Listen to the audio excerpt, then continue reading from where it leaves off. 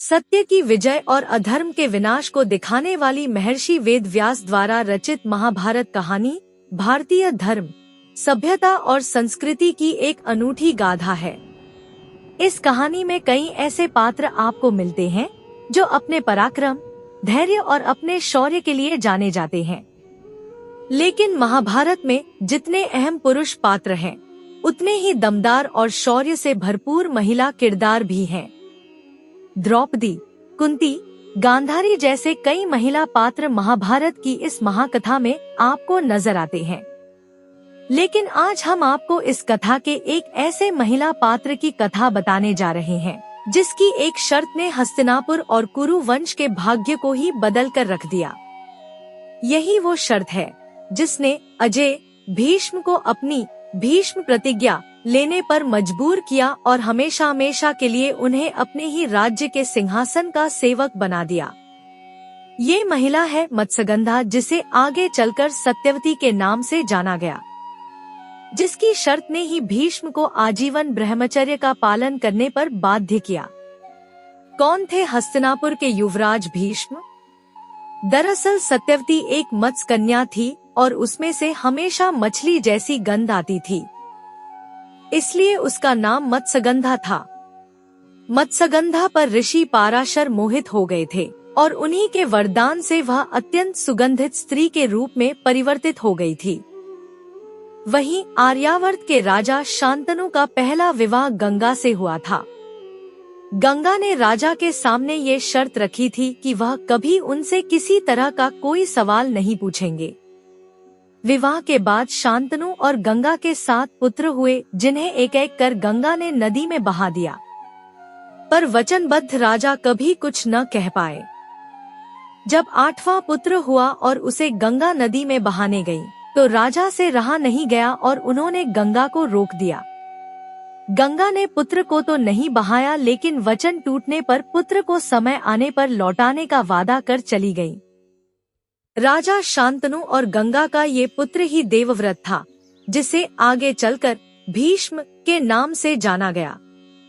भीष्म महाबलशाली और श्रेष्ठ योद्धा थे।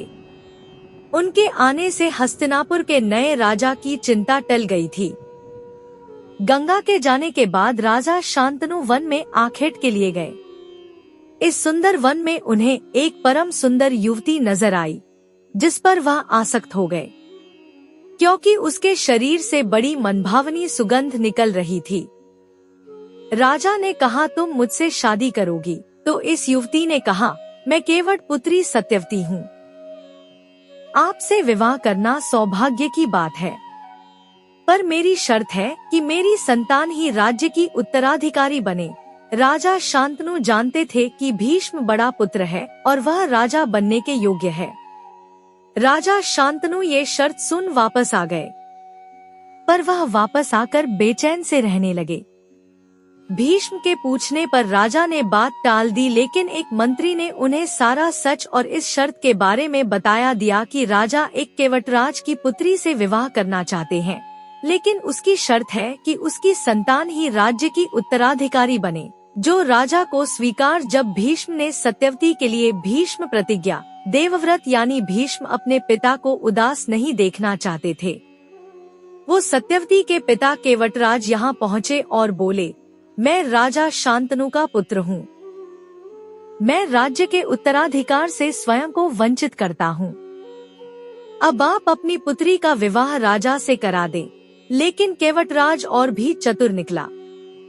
उसने कहा, आपकी बात ठीक है, पर आपकी संतान अगर राज्य पर अपना अधिकार जताना चाहे तो मेरी पुत्री की संतान का क्या होगा? ये सुनते ही भीष्म ने वो भीषण प्रतिज्ञा ले डाली, जिसके बाद उनका नाम भीष्म पड़ा। देवव्रत ने कहा, मैं प्रतिज्ञा करता हूँ, आज से आजीवन ब्रह्मचारी रहूंगा।